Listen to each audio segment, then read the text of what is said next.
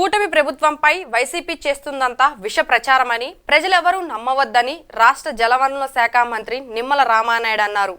Mangalagiri party కేంద్ర కార్యాలయంలో శనివారం ఆయన మాట్లాడుతూ విశాఖ ఉక్కు ప్రైవేటీకరణ జరుగుతుందని వైసీపీ చేస్తున్న ప్రచారం అంతా బూటకమని స్పష్టం చేశారు. పెన్షన్ల పంపిణీ విషయంలోనూ వైసీపీ నాయకులు ప్రజలను తప్పుదోవ పట్టించారని నిమ్మల మండిపడ్డారు. పాత్రికేయ మిత్రులందరికీ కూడా ముందుగా నమస్కారాలు తెలియజేసుకుంటూ, అబద్ధాలకు అసత్యాలకు ఈ ఆంధ్రప్రదేశ్ రాష్ట్రంలోనే కాదు ప్రపంచంలోనే పేటెంట్ హక్కు ఉన్నది వైఎస్ఆర్సీపీ పార్టీకి.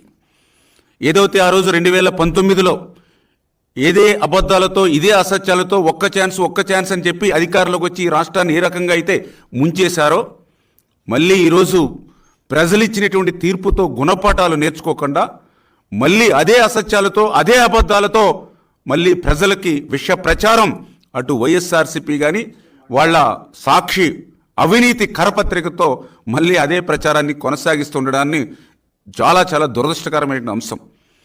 ఎందుకంటే మేము అధికారంలోకి వచ్చి 30 రోజులు కూడా కాల.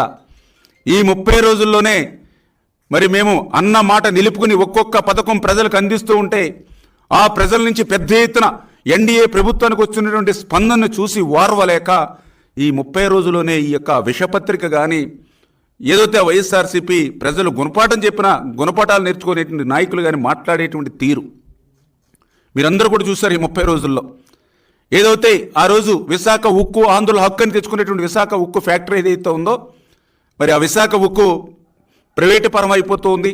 చంద్రబాబు నాయుడు గారు పవన్ కళ్యాణ్ గారు కూడా అంగీకరించారని వక్ర భాష్యాలు చెప్తూ అబద్ధాలు చెప్పారు. అది మొన్న కేంద్ర మంత్రి ప్రకటనతో ఆ వైసీపీది విష ప్రచారం అబద్ధం అని చెప్పి తేలిపోయినటువంటి పరిస్థితి. ఏదైతే ఆ రోజు 7,000 రూపాయలు పింఛన్ ఇస్తామని మేము ప్రజలకు చెప్తే చంద్రబాబు నాయుడు గారు 7,000 రూపాయలు కాదు కదా ఉన్న పెన్షన్కి ఎసరు పెడతారని విష ప్రచారం చేశారు. మొన్న జూలై 1వ తేదీన 7,000 రూపాయలు పింఛను అక్షరాల వాళ్ళు మరి పట్టుకెళ్ళి ఇవ్వడంతో అది అబద్ధమని తేలిపోయినటువంటి పరిస్థితి.